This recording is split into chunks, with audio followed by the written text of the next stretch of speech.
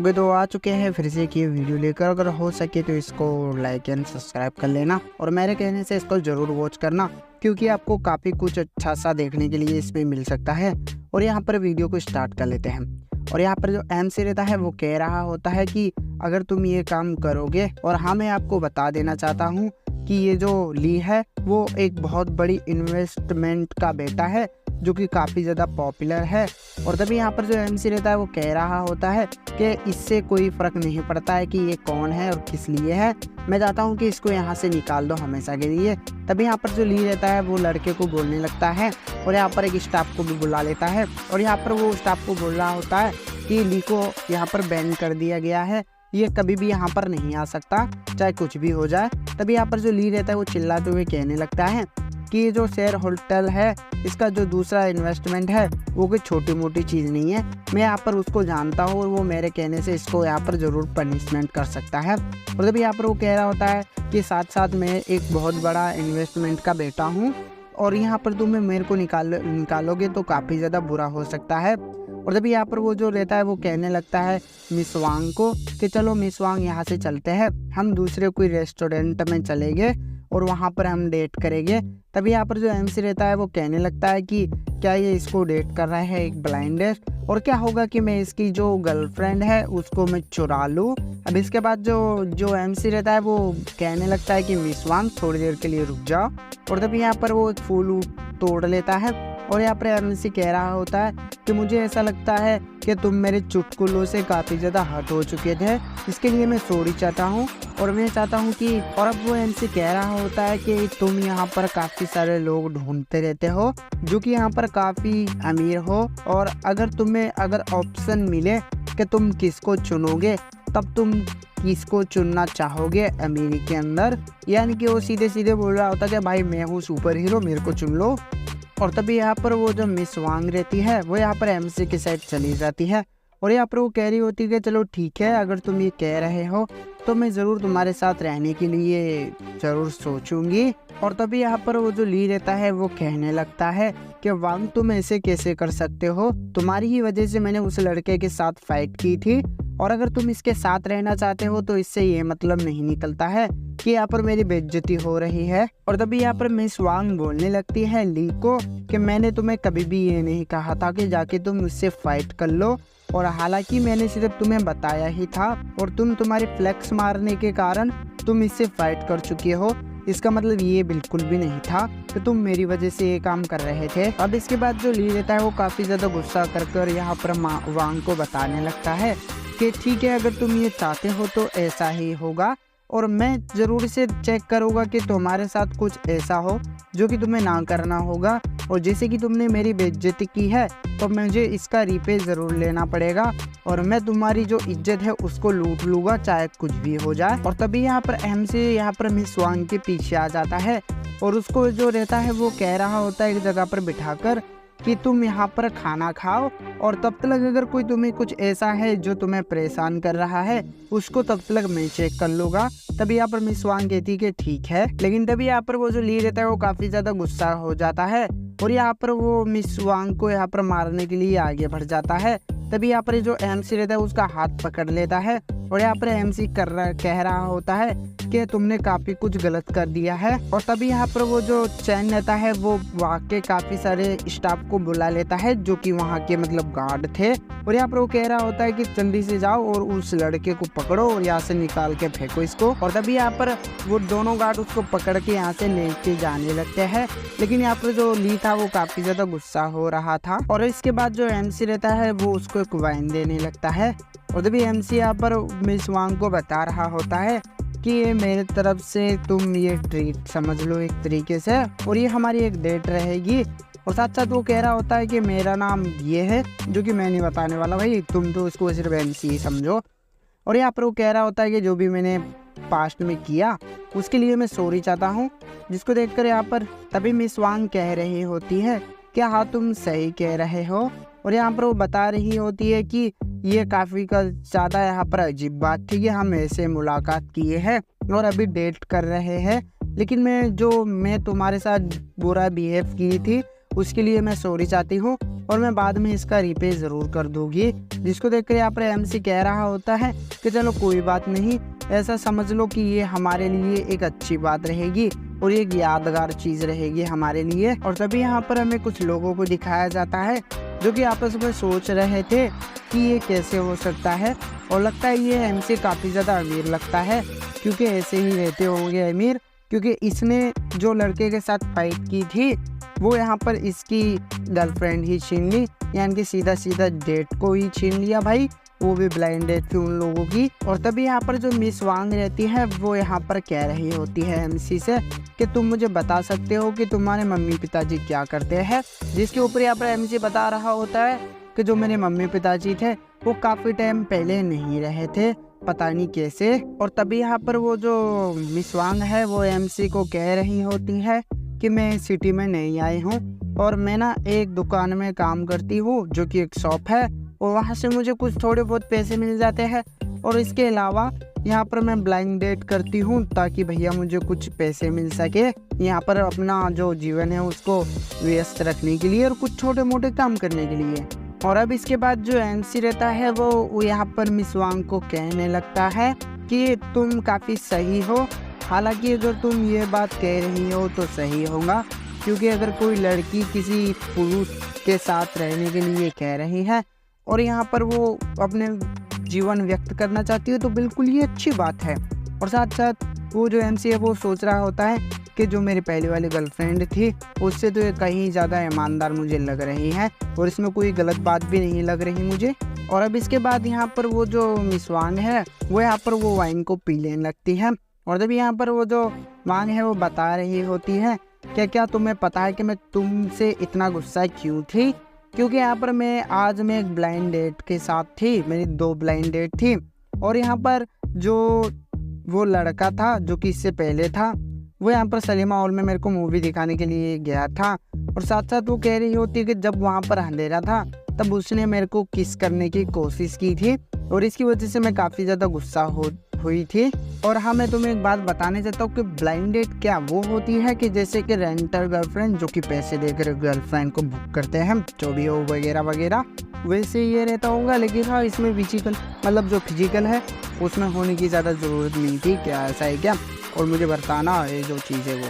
और तभी यहाँ पर जो एमसी रहता है वो कह रहा होता है कि इसमें कोई शक की बात नहीं है।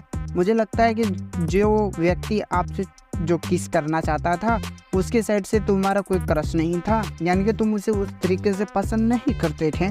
तभी यहाँ पर वो जो मिस वांग है वो कहने लगती है शर्माते हुए कि मुझे नहीं लगता है कि ये बात सच है और अगर मैं ऐसा कर लूँगी तो ये कुछ अपमानजनक नहीं रहेगा और अगली बार अगर मैं उससे मुलाकात करूंगी तो मुझे काफ़ी शर्म आएगी। और तभी यहाँ पर जो एमसी रहता है वो बता रहा होता है कि देखो बात ऐसी है कि वो माहौल की ज़्यादा ज़रूरत है, अगर सीन भी कुछ ऐसा रहेगा उसमें रोमांटिक तो ऐसा बहुत कुछ हो सकता है और अगर ऐसा नहीं रहेगा तो नहीं होगा और इसमें कोई भी बड़ी बात नहीं है। और भाई मुझे ऐसा क्यों लग रहा है कि ये टिप दे रहा है मुझे और मुझे इसकी जानने की कोई ज़रूरत नहीं है एमसी तेरी माँ की।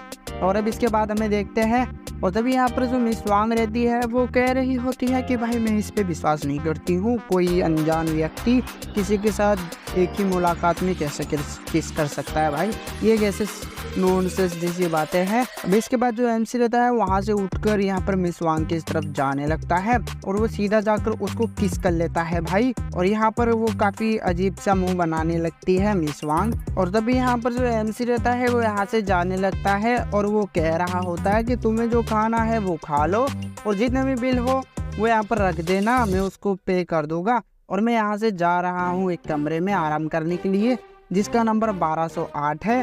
भाई एमसी ये कमरा क्यों बता रहा है भाई, ये क्या इनविटेशन दे रहा है क्या? और यहाँ पर जो मिस वांग रहती है वो कह रही होती है कि मुझे इस लड़के ने चूमा है और मुझे इसका विरोध करना चाहिए था एक्चुअल में, लेकिन मैं नहीं कर पाई। और अब इसके बाद वो सोचने लगती है कि उसने मेरे को कमरे का नंबर भी बता के गया है और मैं इतनी ज़्यादा शर्मा क्यों रही हूँ। और साथ साथ मुझे ऐसा लगता है कि वो मेरे को इनविटेशन दे के गया है। हाँ भाई, कतई सही समझ रहे हो।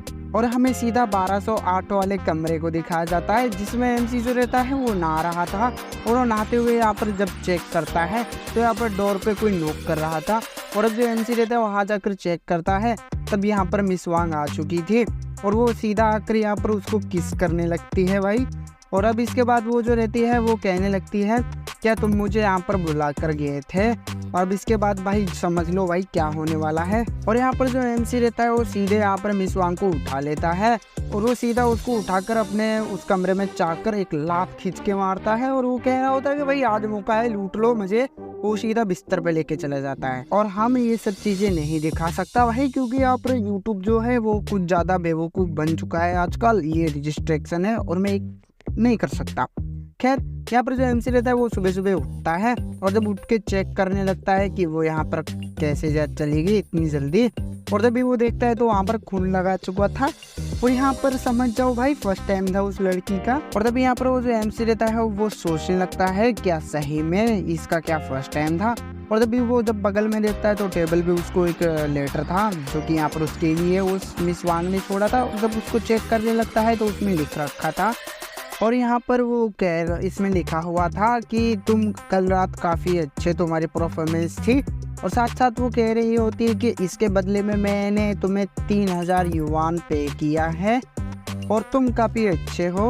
और साथ साथ वो कह रही होती है कि मैं यहाँ से जा रही हूँ और तुम तुम्हारी पावर जो है वापस से इकट्ठा कर लो भाई, समझ लो।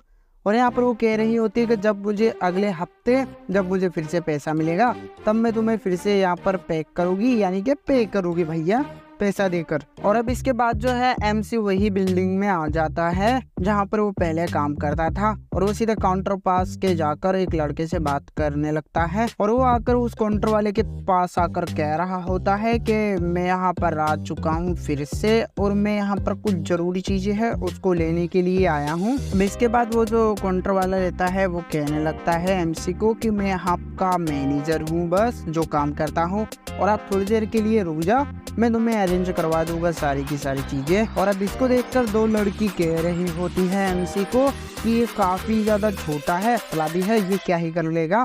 और यहाँ पर मुझे लगता है कि यहाँ पर ये आ चुका है तो फिर से रिबिल्ड करेगा यहाँ के लोगों को, कुछ को निकालेगा और कुछ को नहीं निकालेगा, या फिर क्या करेगा ये तो हमें आगे ये पता चलेगा। और अब यहाँ पर वो जो एमसी रहता है उसको लेकर वो जो मैनेजर था वो डॉक्यूमेंट दे देते हैं।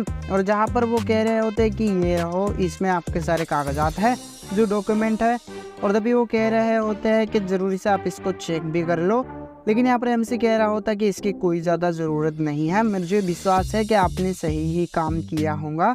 और अब इसके बाद वो जो लड़का रहता है वो बाकी लोगों को यहाँ पर कह रहा होता है कि यहाँ पर आ चुके हैं हमारे बॉस, तो जल्दी से इसको ग्रीट करो, सारे के सारे स्टाफ को बोल दो जो काम करने वाले हैं। और अब इसके बाद वो जो लड़कियाँ रहती है वो उसको ग्रीट कर रही होती है। और यहाँ पर जो एमसी रहता है वो कहता है कि हाँ हाँ ठीक है। और अब इसके बाद और तभी यहाँ पर जो एमसी रहता है वो यहाँ पर वो लड़के को कह रहा होता है कि तुम जल्दी से जाकर ये मुझे बात बताओ कि यहाँ पर जो 15 फ्लोर है वो यहाँ पर किसका है। जिसके बाद वो जो बंदा रहता है वो कंप्यूटर को चेक करने लगता है और यहाँ पर वो बता रहा होता है कि हाँ ये मिल चुका है। और यहाँ पर ये एक नाम है उसका, वो इसका नाम है। और यहाँ पर वो कह रहा होता है कि इसका आज का लास्ट डेट है, यानी कि इसके बाद इन लोगों का रेंट ख़त्म हो जाएगा और इनको पैसा देना पड़ेगा। जिसके बाद में यहाँ पर जो एमसी रहता है वो कहने लगता है कि जबकि उन लोगों का रेंट ख़त्म होने वाला है तो चलो जल्दी से वहाँ पर चलते हैं और उनको पूछते हैं कि भाई क्या हो गया। और अब इसके बाद वो यहाँ पर 15 फ्लोर पे आ जाते हैं वो दोनों ही। और वो आकर यहाँ पर और तभी यहाँ पर वो लड़का कहने लगता है कि मुझे खेद है एमसी कि यहाँ पर मेरे पास एक अपॉइंटमेंट है किराए के लिए, तो मैं ये चाहता हूँ कि आप उससे बात कर लो। जिसके बाद वो यहाँ पर जाने लगते हैं और वो ऑफिस में चले जाते हैं उन लोगों के। और वो सीधा वहाँ पर आकर कहने लगता है कि अपने अपने काम में हर कोई व्यस्त है। तभी वहाँ के जो लोग रहते हैं वो कहने लगता है कि क्या एमसी आ चुका है। और तभी यहाँ पर वो कह रहा होता है कि मैं ज़रूर से इसके लिए कहूँगा और तुम यहाँ पर वापस से आ चुके हो तो चलो हम मैनेजर के पास चलते हैं और यहाँ पर उससे विनती करेगी कि भाई तुम्हें नौकरी में रख ले क्योंकि ये ज़रूरी चीज़ है। तभी यहाँ पर वो जो एमसी रहता है वो कहने लगता है कि तुम जल्दी से वो झांग झिंगियान को लेके आओ क्योंकि यहाँ पर मैं उसको बुलाना चाहता हूँ और आज का हफ्ता खत्म हो चुका है। भैया यहाँ से निकल लो पोल्टे उठाकर। और तभी यहाँ पर वो झांग आ जाता है और वो आकर MC को कह रहा होता है कि तुम यहाँ पर क्या चीज़ लेने के लिए आए हो और तुम यहाँ पर कैसे चिल्ला सकते हो, और यहाँ पर ये ऑफिस है, तो तुम अगर ऐसे चिल्लाओगे तो मैं यहाँ से तुम्हें निकलवा के फेंक दूंगा। और तुम्हें क्या लगता है कि ये कोई ऐसी जगह है जहाँ पर तुम आकर चिल्ला सकते हो। और तभी यहाँ पर MC कहता है कि अच्छा तुम आ चुके हो, मुझे लगा था कि पता नहीं तुम कहाँ पर कौन सी टेबल के नीचे छुप के पड़े हो, और मुझे आज का जो तुम्हारा रेंट है वो चाहिए अभी ही। और तभी यहाँ पर वो कहने लगता है वो आदमी कि ज़रूरी ही ये बात काफ़ी अच्छी है कि तुम यहाँ पर आप तुम्हारे पैसे लेने के लिए आए हो, और कैसे रहेगा कि मैं 10 महीने के लिए अगर तुम सारे काम करते जाओगे तो मैं तुम्हें 10,000 पैसे पे कर दूंगा। और हाँ, मुझे पता नहीं युवान में बोल रहा है कि किसमें बोल रहा है, भैया ट्रांसलेटर में दिक्कत है। तभी यहाँ पर MC कहने लगता है कि तुम किस तरह की बात कर रहे हो, तुमने कहा था कि तुम्हें 20% तुम मुझे पैसे दोगे। जिसके ऊपर यहाँ पर वो जो आदमी रहता है वो हंसने लगता है और वो कह रहा होता है कि इसके लिए सबूत बताओ, और अगर तुम मुझे सबूत बता दोगे तो मैं ये बात मान लूँगा तुम्हारी कि हाँ मैंने ये कहा था। और मैं ये भी कह सकता हूँ कि तुमने ये कहकर काम स्टार्ट किया था कि तुम बिना पैसे के सिर्फ काम करते ही जाओगे और तुम पैसे इस काम के कतई नहीं लोगे। और तभी यहाँ पर MC जो रहता है वो कहने लगता है कि यहाँ के सारे लोग जो है उन्होंने सारी बातें सुन ली है। और तभी वो जो आदमी रहता है चेंग, वो कह रहा होता है कि किसने ये सुना है कि मैं इस लड़के को 20% कमीशन दूंगा, इस बात में क्या मुझे कोई बताएगा। जिसकी वजह से यहाँ पर एक आदमी रहता है वो कहने लगता है कि नहीं हो सकता ये बात, और मुझे ऐसा लगता है कि जो MC है उसको सुनने में दिक्कत है या फिर वो बहरा हो गया होगा। जिसको देखकर यहाँ पर जो MC रहता है वो काफ़ी ज़्यादा हैरान हो जाता है। और जब यहाँ पर MC कहता है क्या ये सारे लोग ऐसे ही है, अगर ये मेरे साथ ऐसा करता है और ये लोग मेरे साथ मतलब ऐसे करते हैं तो क्या पता कल मैं इन लोगों के साथ ऐसा कर सकता हूँ। ये लगता है पूरी तरीके से चूतिया बन चुके हैं। और तभी यहाँ पर वो कहने लगता है कि तुम जल्दी से जाकर झांग से माफ़ी मांग लो, और अगर तुम ऐसे कर लोगे तो काफ़ी अच्छा रहेगा और तुम्हें वापस से नौकरी में ले लेगा, और अगर तुम ऐसे नहीं करोगे तो तुम्हारा काम कैसे चलेगा बताओ। और तभी यहाँ पर वो आदमी कहने लगता है कि हाँ ये बिल्कुल सही कह रहा है, अगर तुम वापस से आ जाते हो और तुम्हारे टेबल पे जाओ, तुम बैठ के काम करो और मैं तुम्हें ज़रूर पैसे दूंगा, अभी मैं कह रहा हूँ।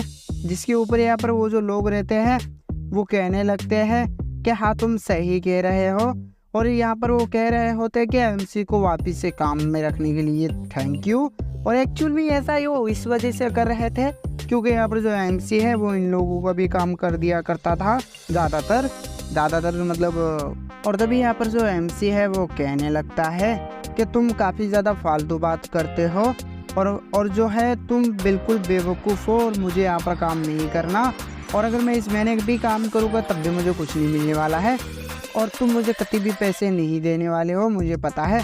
और इस चीज़ को मैंने रिकॉर्ड कर लिया है और ये एक क्राइम है, और मैं इसको जो है जाकर पुलिस को बता दूंगा कि देखो तुम मेरे साथ में ऐसे काम कर रहे हो और मुझे ब्लैकमेल कर रहे हो।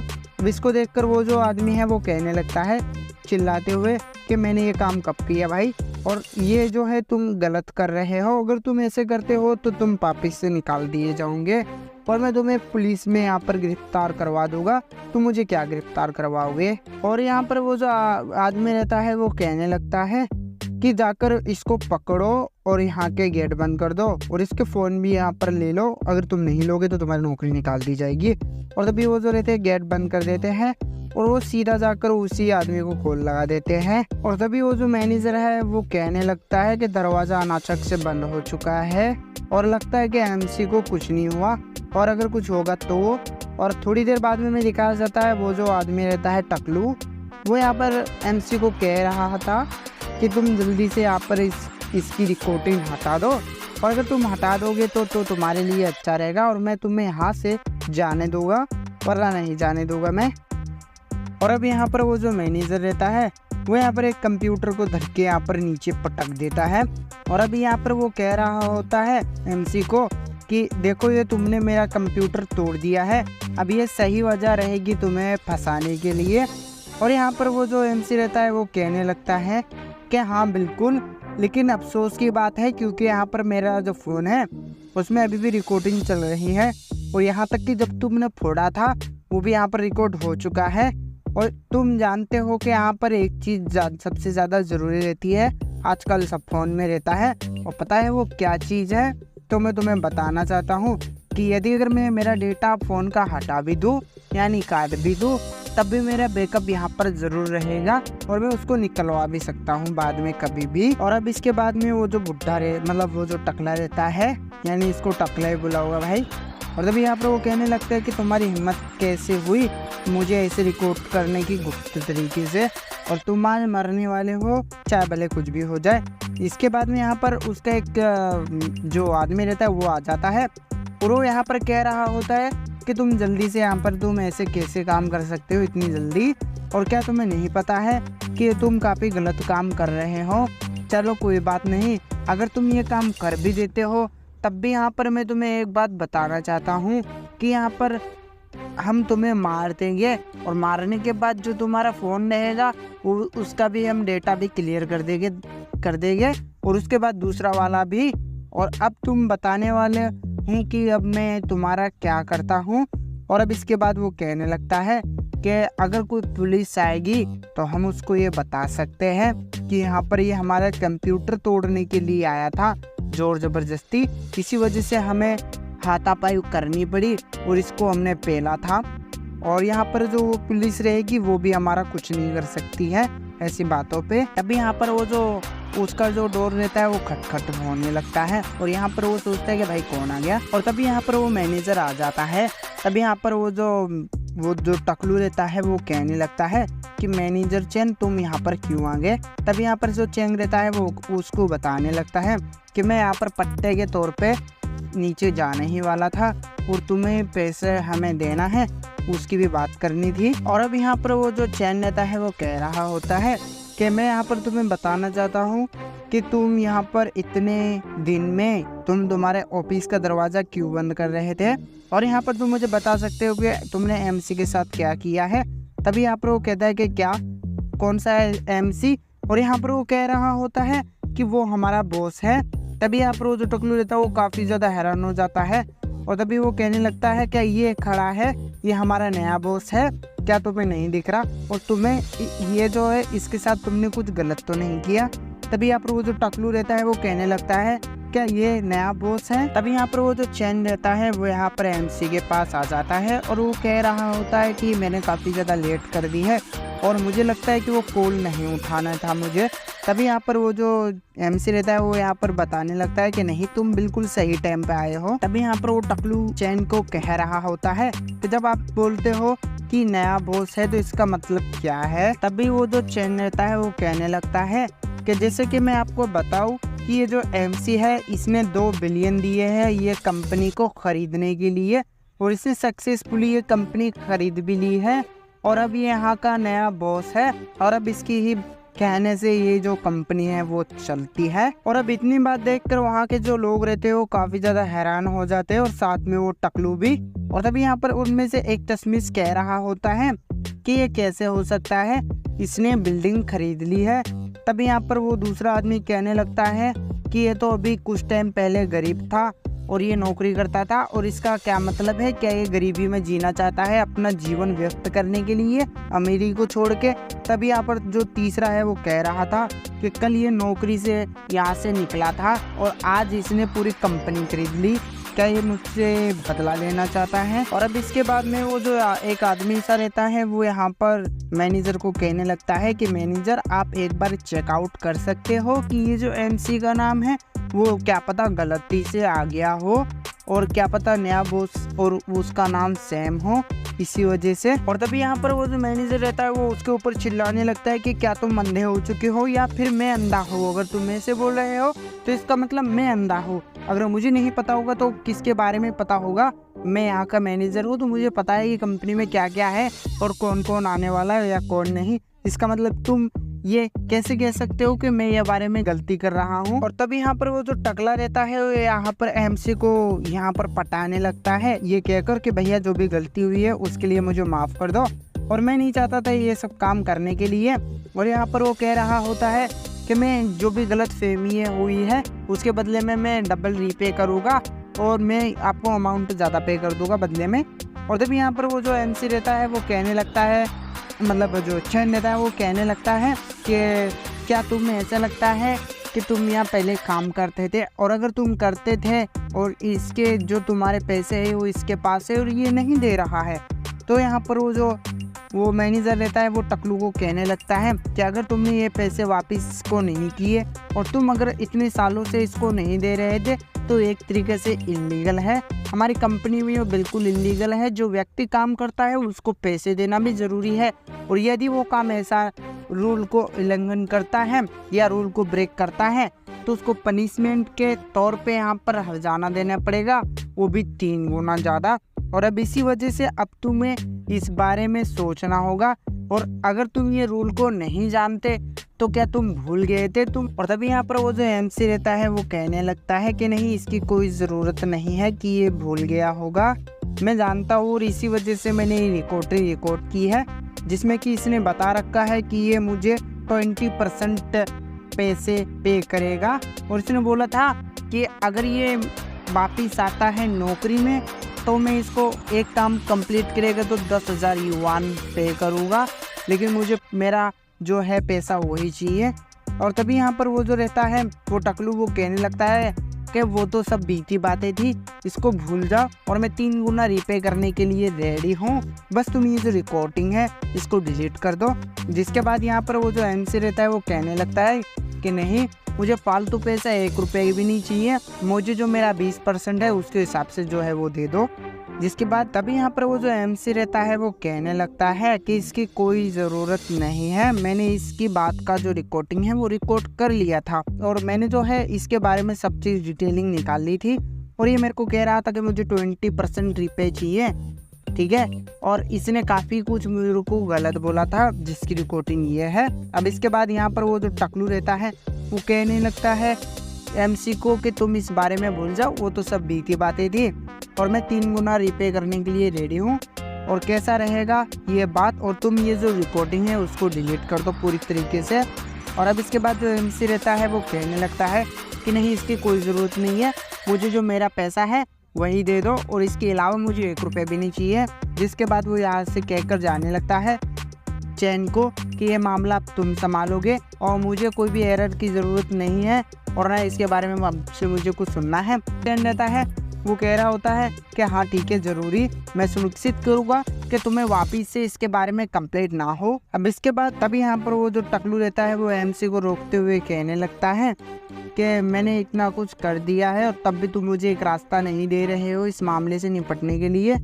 और यहाँ पर वो कह रहा होता है कि तुम इसके बारे में भूल क्यों नहीं जाते।